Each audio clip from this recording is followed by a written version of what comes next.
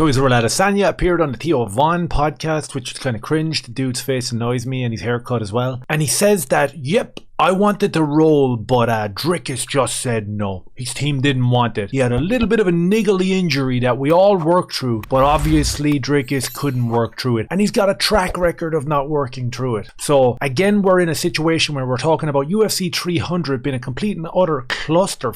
Crazy offers flying everywhere with desperation, trying to get a fight or a main card up and running. And here we have another story from Israel Adesanya. And he's going in on Dricus du Plessis saying that he wasn't ready again. I know my good buddy Chael will absolutely love that because he'll be proven right once again, I guess, 2 times in a row that he was offered to fight Israel Adesanya. And he said no, he had a niggly injury. So we'll get into that a little bit. We'll also have a little look at Israel Adesanya talking about his upbringing and how he's a working class hero, how he's one of us, how he's got to get out there and grind and fight to try keep bread on the table for his family. So we'll get into that one as well. So I guess we'll jump in and we'll have a little listen to what Israel Adesanya has to say. That's the way they like to pronounce the name, I guess. And would that probably be versus DDP for the belt, you think? Dricus, yeah, definitely.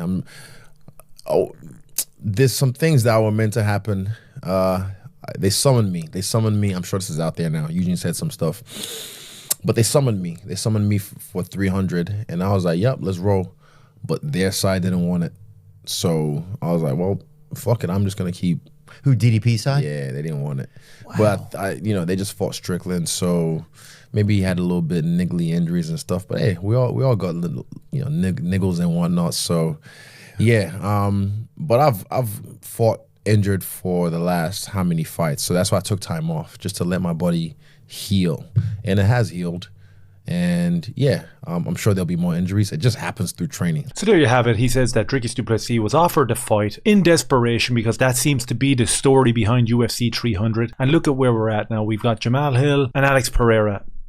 It is what it is. In terms of him being offered a title shot at UFC 300, that's a little segment of the story that seems to have drifted under the radar. Are we all okay with Israel Adesanya rolling back up now and getting a title shot? Are we okay with that? Are we okay with the narrative that gets built around Israel Adesanya and Leon Edwards? Because if we're talking about UFC 300, out of Dana's mouth last week, Leon is the biggest stud to ever enter the octagon. He never turns down fights. And we could also slide in a little caveat there from DC and talk about how he's the most elite defensive wrestler ever to do it in the game. So Israel Adesanya, Leon Edwards, 2 of the biggest studs on the planet. I wonder why everyone is saying that. I wonder why the narrative has been pushed that way. Ariel Helwani rolled right in behind Dana for one of the first times ever to back him up and say, yeah, Leon is an extremely big stud. And now he's getting the credit that he deserves and we're all so happy for him. Okay, so he was offered Islam Makhachev, Shavkat Rakhmonov and Khamzat Chimaev. 3 lads that are all Muslim who do not fight during Ramadan.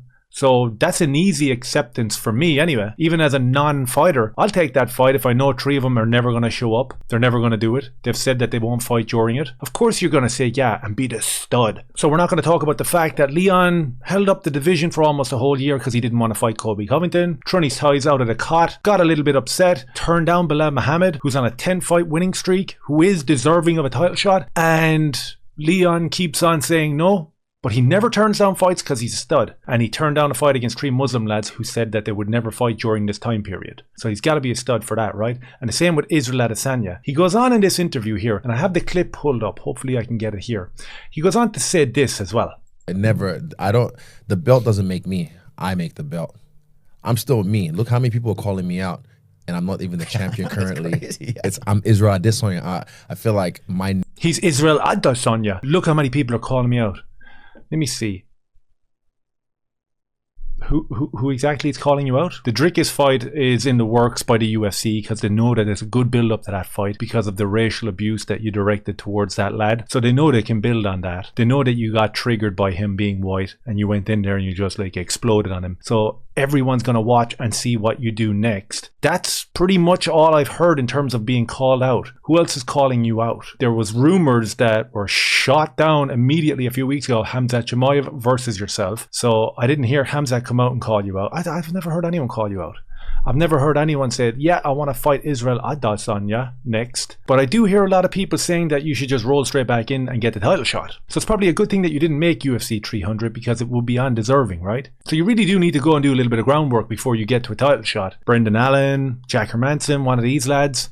and then come back to us, and then we'll see what the story is with Israel Adesanya and how much weight is behind your name. That's what I think anyway. The belt doesn't make me, I make the belt. Interesting little quote from this philosopher. And these sort of meandering utterances happen a lot with Israel Adesanya. We know what it's like when he attempts to do like a post-fight speech and he falls all over himself saying wrong words. He's much more comfortable when he's talking about the working class upbringing that he had. And the dude is extremely humble. Let's be clear about this. Israel Adesanya is extremely humble, and there's a reason why his name is on everybody's lips, because he's extremely relatable. I mean, when you look at Israel Adesanya and you see the pink nail varnish and you see the lip gloss and you see the fruity walk, you think to yourself, he's someone that I can get in behind, right?